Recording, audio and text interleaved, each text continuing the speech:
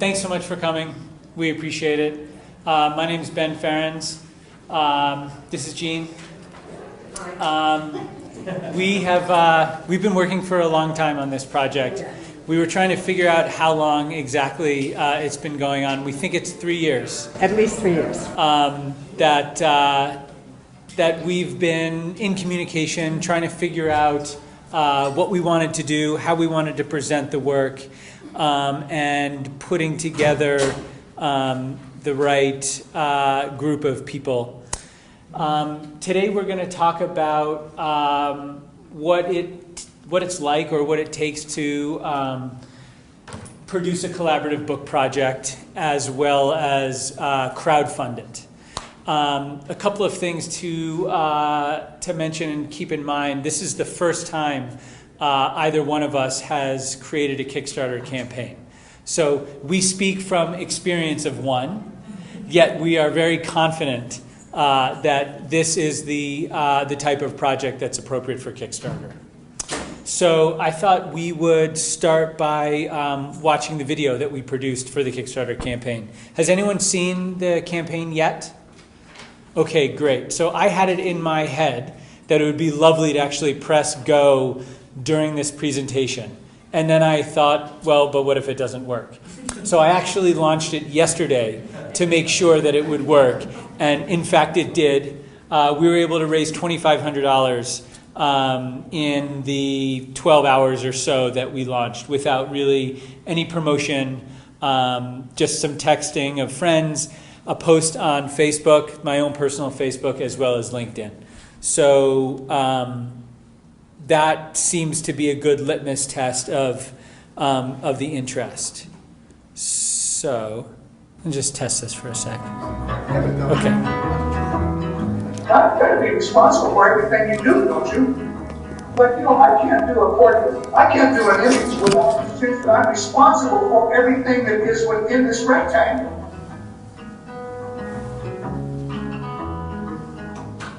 Can't help but notice the pictures.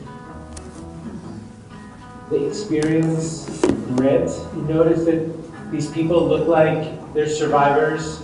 They've gone through life with hard work and dedication. There's some sadness and sorrow in them. The portraits were taken by Lee Nye. He was a bartender and photographer. He was fascinated by the patrons.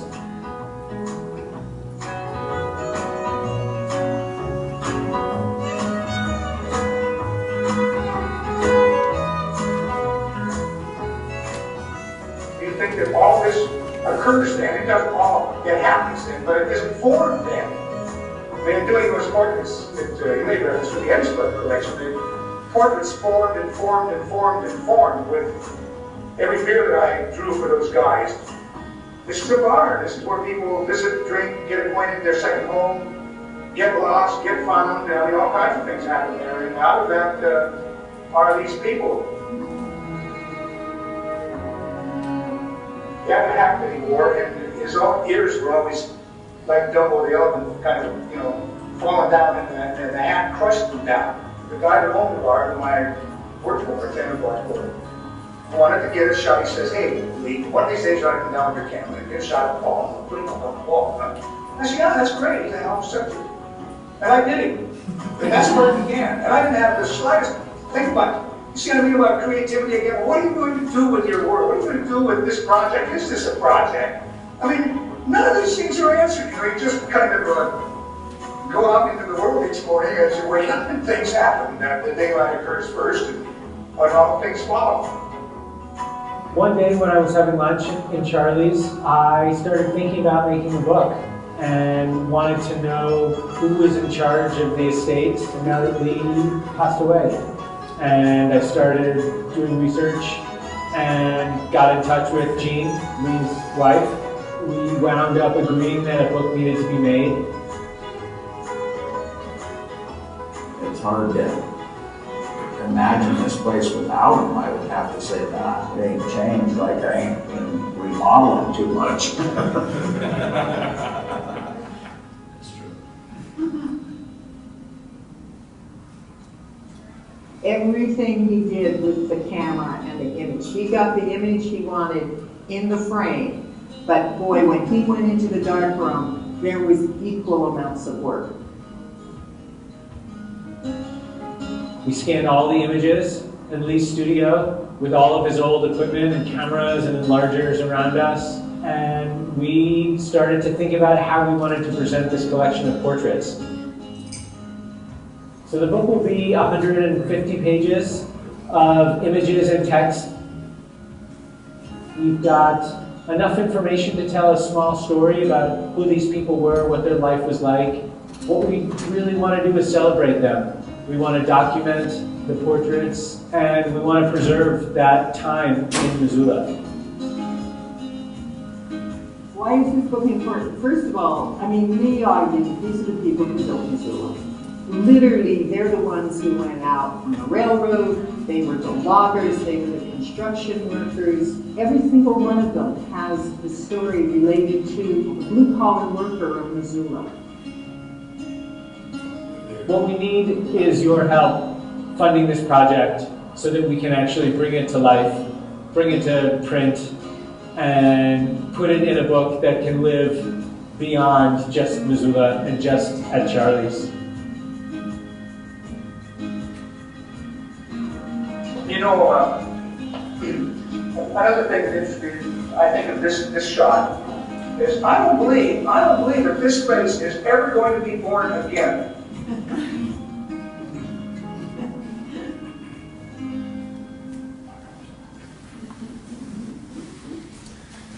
Okay, I'm glad that worked.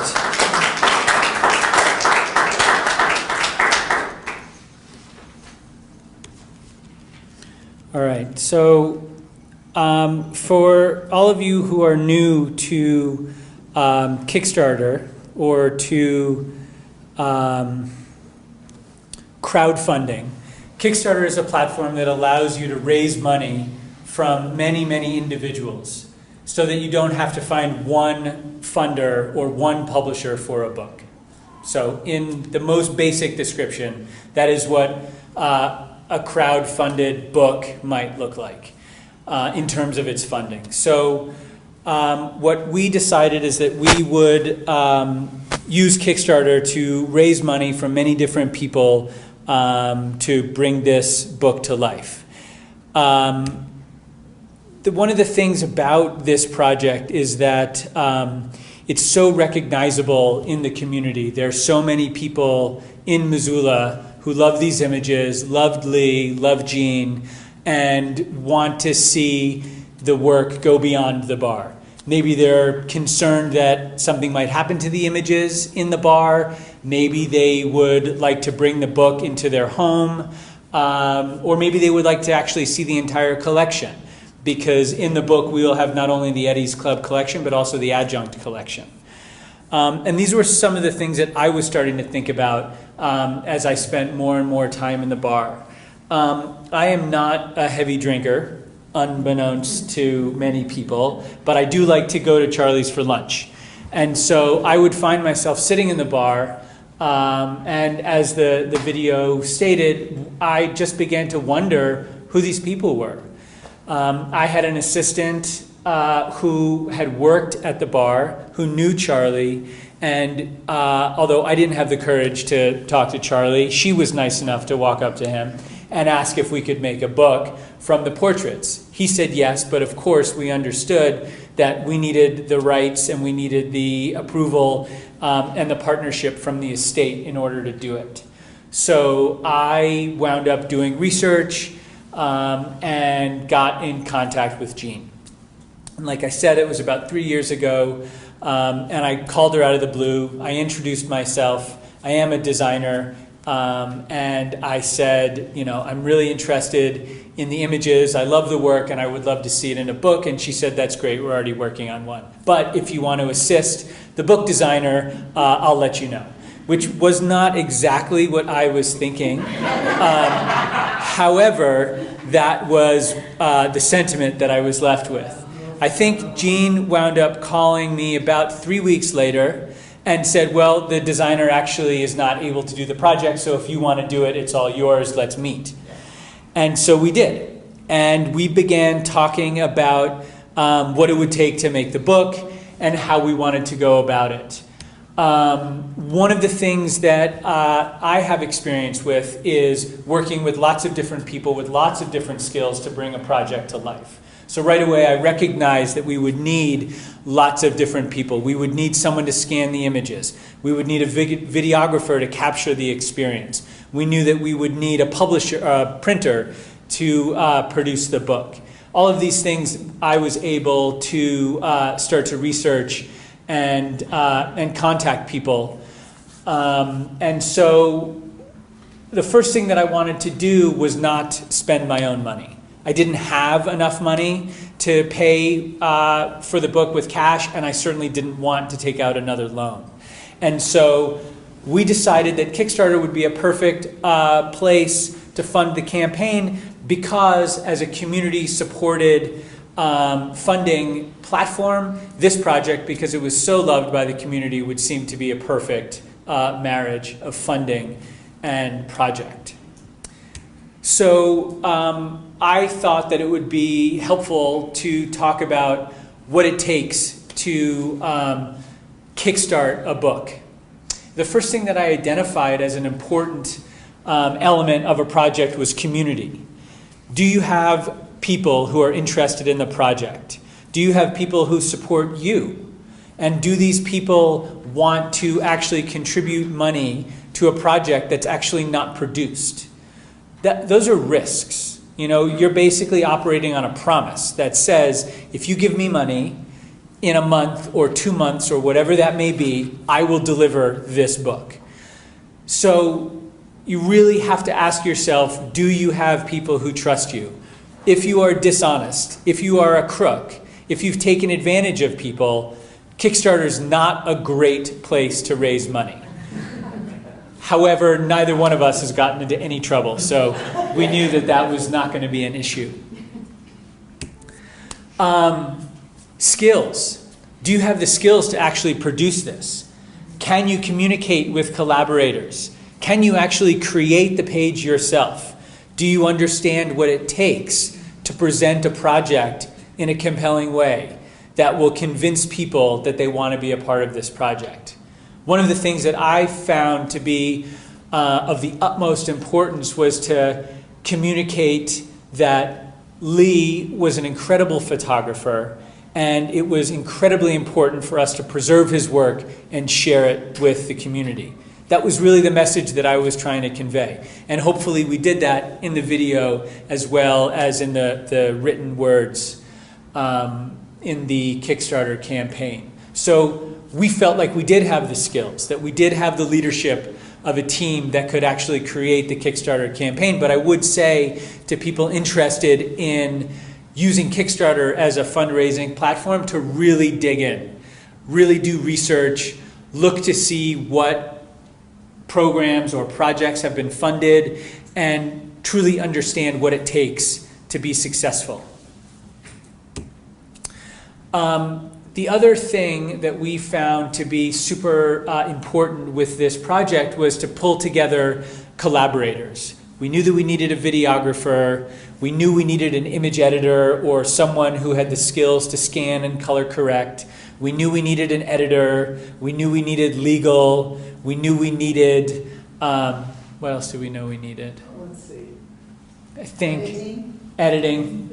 So again, you have to ask yourself, are you able to corral other people besides yourself who can help you with the project, unless you can wear all of these different hats, which I certainly cannot.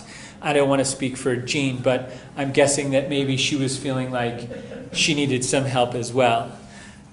So collaboration is really, really important with a Kickstarter campaign. And I think for us, the two most important elements of the project, aside from the work, were the video and the writing. Because those are the two things that really tell the story. And video specifically, if you look at all of the successful projects that are funded on Kickstarter, they all have amazing videos. And videos are expensive to produce. And I'm not talking about videos from your iPhone. I'm talking about actually using real videographers who have real gear to capture sound, to capture motion and video, and edit it in a way that you can cut it up into 3 minutes or 5 minutes to put onto Kickstarter.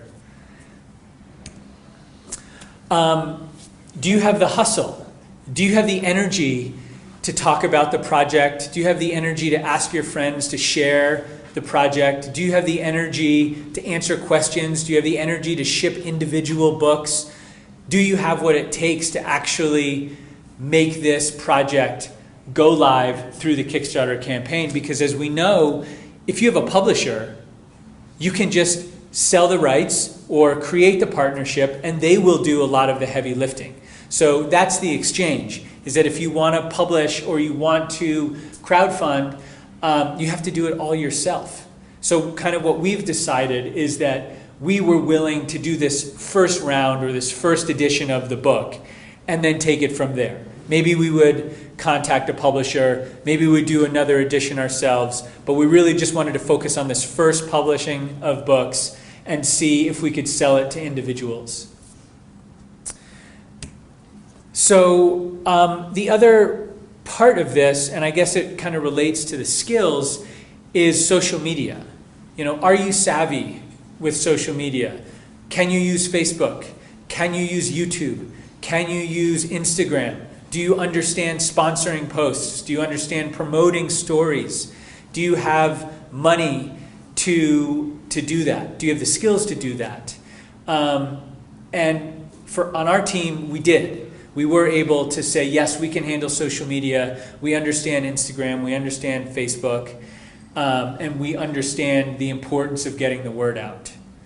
So for us, that was kind of how we broke down the project in terms of Kickstarter. And I think that's really, those were the considerations that we had when we were trying to figure out if it made sense for us to use Kickstarter as a funding platform. And Jean is now going to talk about what it takes to actually have a collaborative group of people produce a book. So anyway, basically there's a little flyer handout around if you don't have one. I was really lucky. I was in a program called Entrepreneur, which was for artists, not for writers. And in the process of the Entrepreneur program, they gave us tons of things that you needed to do as a business. And so that plays into this a lot. In fact, one of the discussions was they really should be doing the same program for writers and musicians as well as for artists. And if you wanted to join as an artist, you can still do that. First of all is trust. And so when Ben called me, I need to back up a little to that one. I was sitting on the couch being told that I was going to spend 6 weeks recovering from ankle surgery, not 3 days. So I wasn't in a particularly good mood anyway.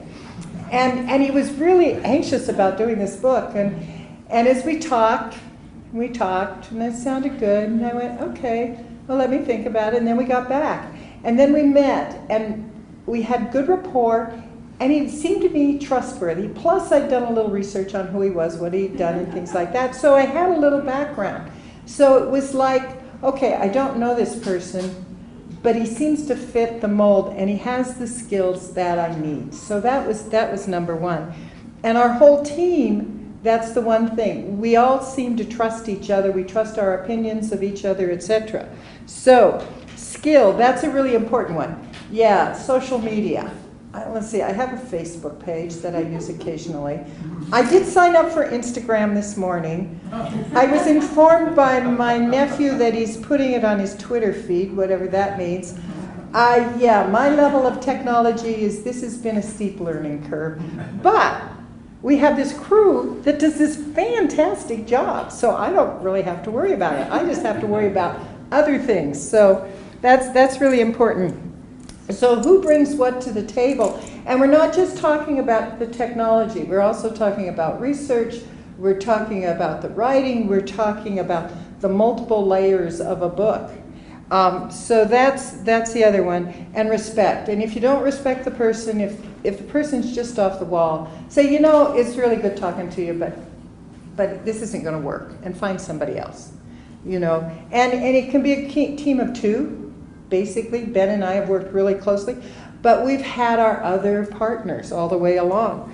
And then communication. Be able to communicate, listen, pay attention, body language, eye contact, all of that good stuff that comes with good condition. And as Michael says, yes, and listen. Don't always be talking and interrupting. So, anyway, so our rules are really quick, cool. Listen to each other, discuss where we disagree, agree to disagree, and finally, it's a group decision. It's not a decision of one person. And then make sure everybody's on the same page. Ben and I talked about chatting with the museum. And so I happened to be talking to Brandon, and I said, oh, by the way, we want to do something with the museum in terms of this book. So, but I forgot to tell, first of all, I forgot to tell Ben I had done that. And so he walks in and goes, oh, really? So you have to make sure that everybody is on the same page of what you're doing, because it clears up any problems. So that's a big one.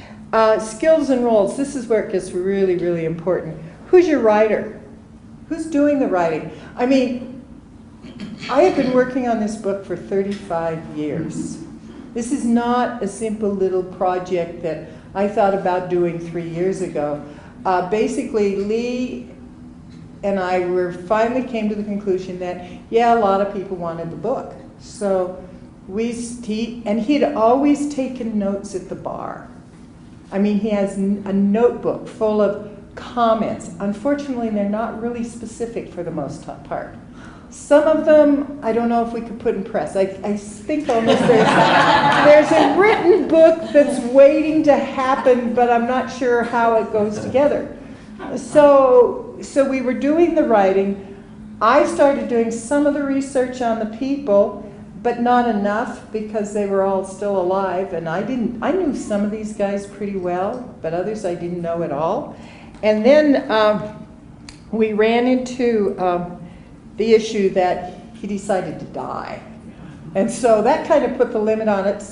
But as I started going through all of his papers and stuff, I found more and more things that related to it. So some of the book is actually direct quotes from Lee's work and direct descriptions. I mean, we knew nothing about Plato, absolutely nothing. He was a picture on the wall. That was it.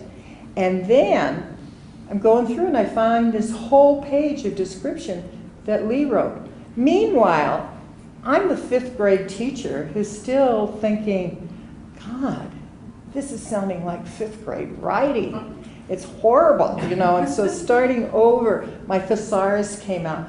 But the most important person, or persons on my team, were my readers. And Herb, who's sitting here, read every single biography and commented on every single biography.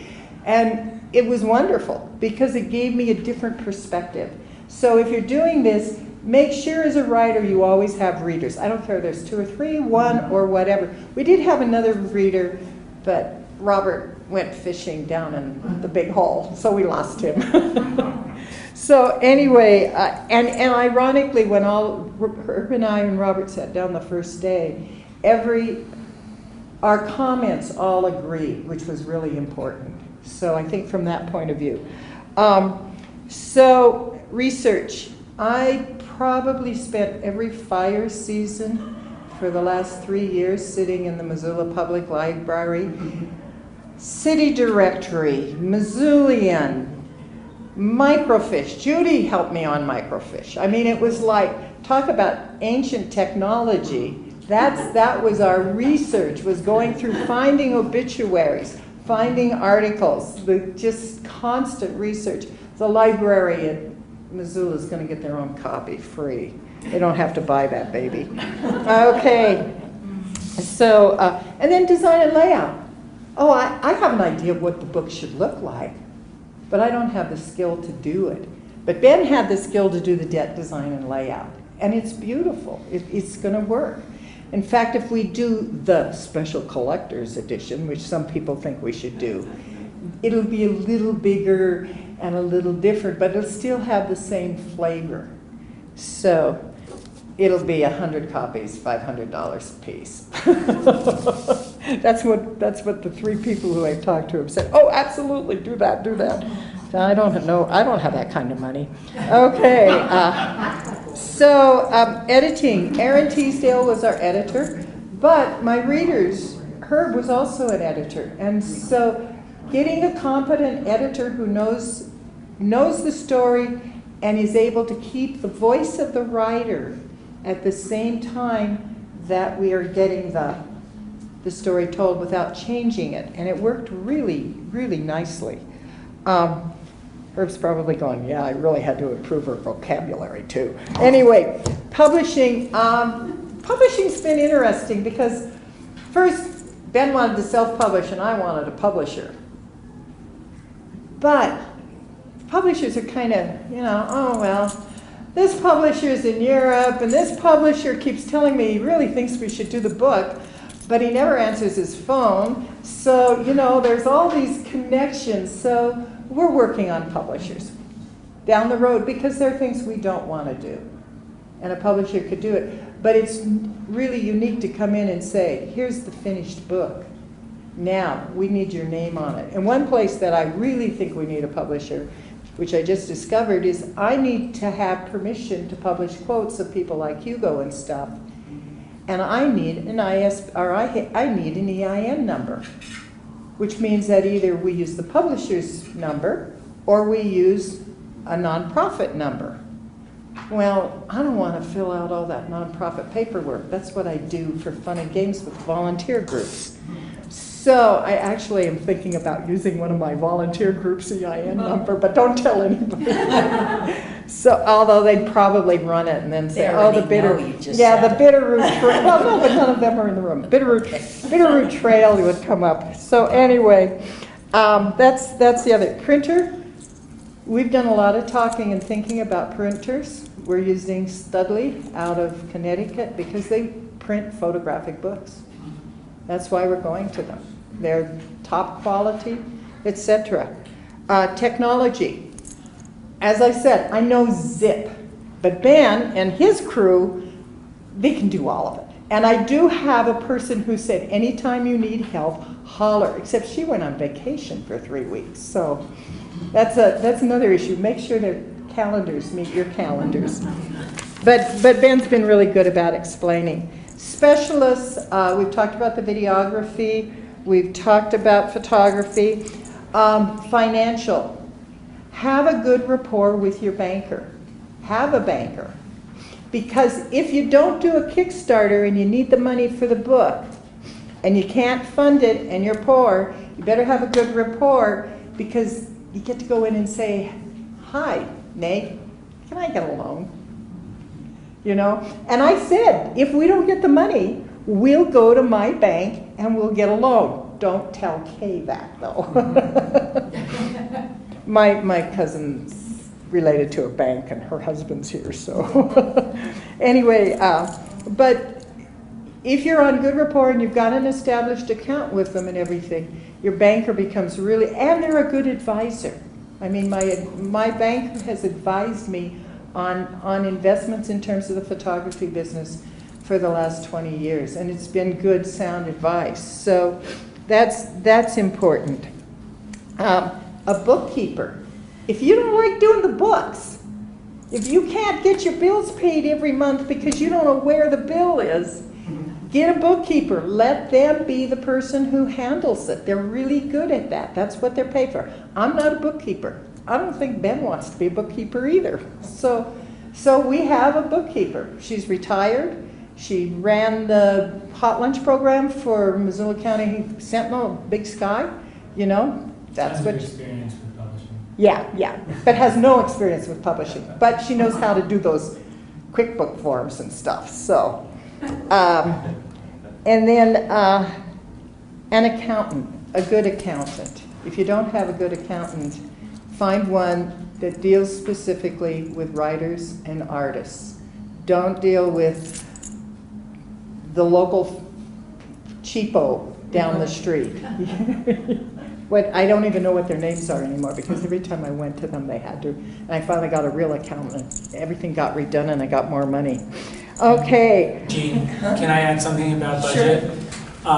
Creating a budget, I think, is really important. Oh, yeah. And even though we are using Kickstarter to raise money to publish the book, Right. it still costs money to produce a Kickstarter campaign.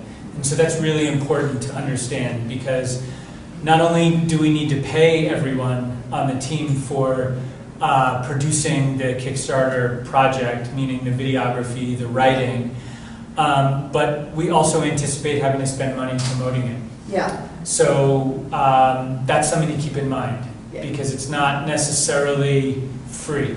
Right. It just means that the actual funding for the publishing is going to come from individuals, but we still feel like we're going to have to pay money to promote it. And if you incur expenses, like if Ben incurs expenses, he needs to be repaid up front too. So Joey and Brandon in the back, Ryan, they all cost money. Margie, she's going to cost money down the road. Fortunately, not as soon as tomorrow, but she'll cost money. Different people, and we need to pay our people, and we need to pay them a living wage. So that becomes really important. Yeah. And respect their professional expertise when we pay them. So all of a sudden so we may be working for nothing, actually. No, we'll make No, but it. we were actually, the key players on the project Yeah.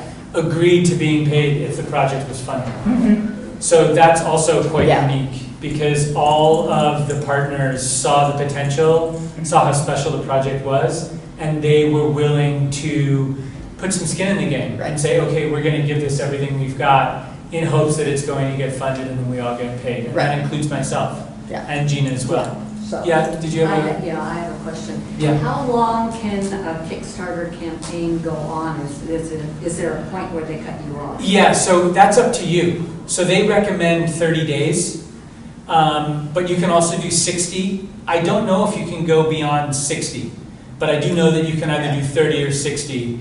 And I don't know that you would really want it to go on longer.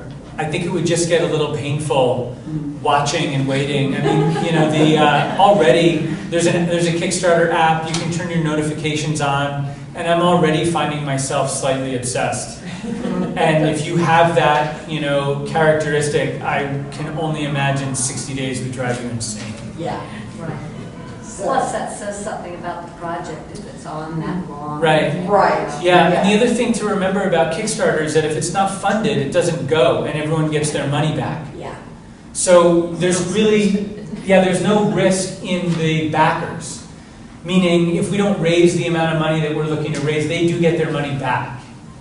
So why Kickstarter? Why not do Indiegogo? So I chose Kickstarter because they seem to be the biggest player in the industry, and I'm hoping to utilize that platform, catch someone's eye, catch their attention, hopefully become a featured project that they'll help promote. It's also really recognizable. Indiegogo, of course, has been around. GoFundMe has been around. But when you say Kickstarter to the average person, they know exactly what you're talking about. You don't have to explain it. Indiegogo will allow you to take funding no matter whether you reach your goal or not. Kickstarter, you only get your funds if you reach your goal. The fees are different. That's the other thing that we haven't talked about. But Kickstarter charges 5% plus 3% and I think 25 cents per transaction. So that's per backer.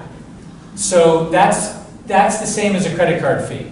So that shouldn't shock you. If you use PayPal, if you run a business with Square, it's the same. It's 3% and 25 cents per transaction. The 5%, yeah, so you kind of have to plan accordingly because you know that 5% right off the top is going back to Kickstarter. I think Indiegogo is less, but I didn't really do much research. I just sort of had it in my head that we were going to go with Kickstarter because they were the biggest. Yeah.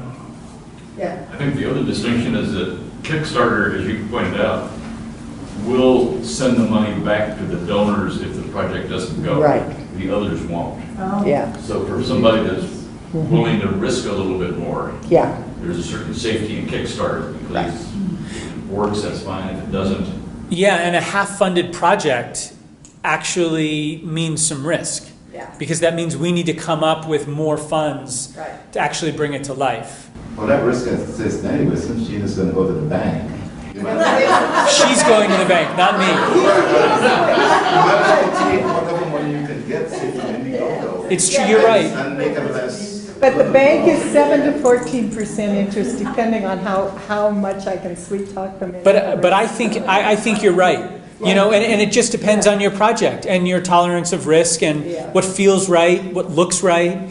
You know, if you think your community is going to be more excited about Indiegogo, that's awesome. Yeah, You know, I don't think that there's a perfect platform for everyone at all. Yeah. and then, of course, I should point out, my technology level is so high, I thought it was Kickstart, not Kickstarter, so we had to correct that one. But it is, it's picking up, and Kickstarter, for the naive like myself, that rings a bell. The other one, GoFundMe, I always see that as helping people who are sick and ill and all of those, and not art related. And then Indiegogo is a little different. So it makes it interesting. Then moving on to the next one is have an attorney. Have somebody who looks at the contracts and knows what they're doing. So you need a contract attorney, hopefully one, again, who's related to the arts, so you can understand that. Organization, have a timeline, have a schedule, keep your records both online and hard. I think hard copies, but then I'm old, you know, I'm over 65. No, I'm almost 75. We won't even get there. Okay, so the hard copies, and do that, and also little things like mileage, your expenses, your client meetings. If we go to Charlie B's and have a meeting and I have lunch, I keep the receipt because it's a business meeting. So start thinking as a business, not as a writer, not as an artist, whatever. They don't give receipts. They don't, at Sharpies. Yeah. It's the jambalaya. I'm stuck on it.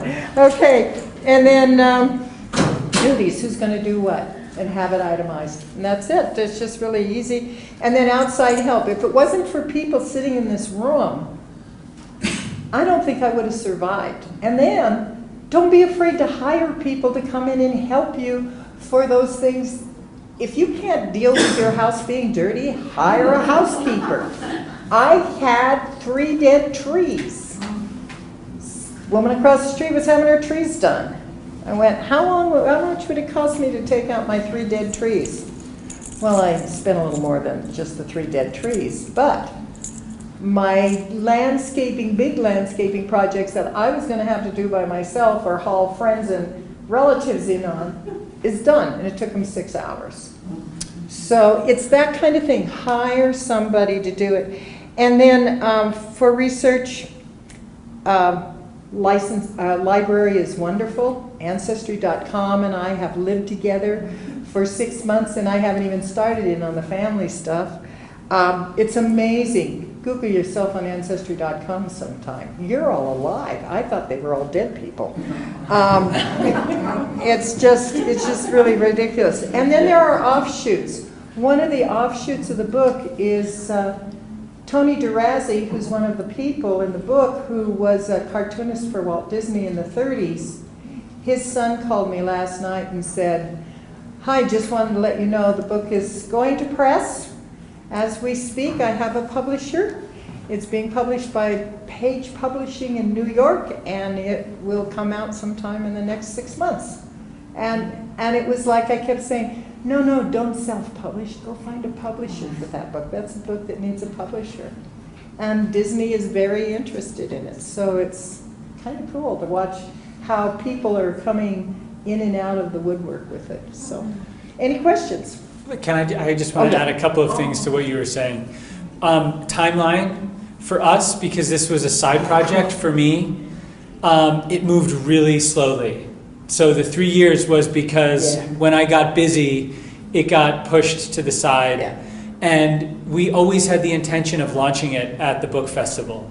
It just seemed to make so much sense to be producing a book about Missoula, in Missoula, to time it with the Festival of the Book. And so every time we blew through September, we just kicked it to the next year. And there was really no consequence to that. That was the other thing, because we were doing all of this ourselves, because we had no publisher, we were making the rules. We were able to decide when we wanted to do things, when we wanted to have meetings, and I feel like that is pretty unique to this project and not having a publisher. The other thing that I just wanted to add about Kickstarter is the promotion of the book. Because I think when you have a publisher, you start promoting it after it's published. Where for us, we have to do all of the promotion to fund it in the first 30 days. So that's different. And if you've never produced an event, then there's a pretty steep learning curve. So we were able to basically take the 30 days when the Kickstarter campaign is going and line up 3 or 4 events in Missoula to promote the Kickstarter campaign. So we have an event at Charlie's on the 26th. We have a First Friday event at the museum on October 4th. We have another one at the Dram Shop to be determined, another one at Western Cider to be determined. What we're trying to do is communicate with all of these different groups within Missoula that we're producing this project, or we're trying to fund the book. So that's another thing to think about, is how are you going to contact people? Are you going to do it online? Are you going to do it in real time, face to face? We feel like we needed to do both. So we're not relying just on the computer for communications, but we're also doing things in physical events. And I think that that's something that a lot of people don't think about, especially when you're doing something from the middle of nowhere. You'll see a lot of projects, they'll launch and it'll all be on the internet. So I just wanted to mention that because I think it's something important to think about. And the other thing that's important with the timeline is we were kind of drifting along. What spurred this whole project was in March, late March, we ended up with a review in a blog called Hyperallergic, which is the #1 art blog in the country. And it wasn't, and John Yao, who was a poet who happened to be here at the museum reviewing one show, decided to do Lee's show rather than the other show. And so he comes off with this incredible review that hit the front page of the blog. So when that happened, it was like Laura called and said, we just hit the big time. Ben calls and says, I think we need to move. So from March until last week. Yeah, I suppose we kicked it into high gear, didn't we? I mean, I have a yard that's been mowed 4 times. I told all my volunteer groups, I'm sorry, my life has changed. I cannot do this. Everybody has picked up the pieces, which means I'm going to get out of some of those groups. But it's that kind of thing. So we struck while the iron was hot. And that's what you have to do, is be able to be that flexible to be able to move for that. And so we've been pretty lucky on that one. But I'll tell you what, next summer I'm just going to be live. Sorry? Oh, yeah. Should we look at that? Yeah. Okay. So the obvious perk is the book. Yeah. Okay. But the thing that's nice about, oh, I'm going somewhere else. The nice thing about working with Jean and working with the estate is that we're also able to, oh, here it is. Great. We're able to produce whatever we want. Sorry, I'm trying to get to the, oh, okay, here we go. We're able to produce images. We're able to produce any product that we want to use as a reward. So we started with the book, and okay, 3 people backed just the book. Then we decided we would do the book and a hat. I own a hat company, and we thought it would be fun to take the title of the book and put it on a hat. And the other thing that I was trying to do was create an obtainable set of rewards so that, you know, if you don't have money to buy the book, but you'd like to support the project, you can do that. And then we'll start with the book. So the book at 65 was the first reward. Then the book with a hat took you to 100. Then we decided we would do an 8x10 for 125. So we curated a collection of 10 images that we actually have up here. And that was the 125 category. At 175, we decided to do a book and 2 8x10 prints. And then we started to dip into larger format and more of the estate prints, if you will. So these are prints that cannot actually be reproduced more than 25 times. So these are 16 by 20s. It's the same size that are up at the bar. And again, we used our collection of 10 portraits and then just listed them out. So Frank Duras, Jack Gardner, Betty, Joe Rundell, and then we started to really focus on these portraits. So then we use them in the description on the Kickstarter campaign. So those were the words that we chose. And these are silver prints rather than digital? No, these will all be digital. Yeah. I Yeah. talked with, Silver up there. I talked, Well, so the book is going to be a duotone, which will be black and silver, but the prints are going to be archival inkjets. and they'll be signed and stamped on the back with no reproduction and all of that good stuff. So it's, But when you say digital, I feel like it's a little misleading because people feel like it's less quality. And just to be clear, you know, a print is the only thing that would come out of the darkroom. And everything else technically is digital, but that's because it started from a scan and went to an archival print. Just in case anyone's interested in buying one. and Jean is not going to spend time in the darkroom making 16 by 20s. No. Well, we might, but not for $300.